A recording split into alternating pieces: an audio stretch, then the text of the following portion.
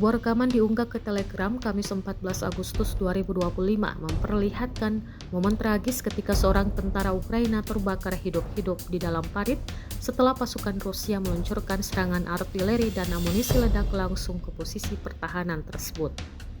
Video yang kini viral itu menunjukkan kobaran api besar melahap bagian dalam parit, dengan sosok tentara Ukraina tampak jelas berusaha menyelamatkan diri dari api yang membakar sekelilingnya. Namun usahanya tampak sia-sia, api menyebar terlalu cepat dan ledakan susulan membuat situasi makin mematikan. Menurut laporan yang menyertai video tersebut, serangan dilakukan dengan amunisi termal atau peledak tinggi yang menyebabkan struktur parit hancur dan langsung terbakar.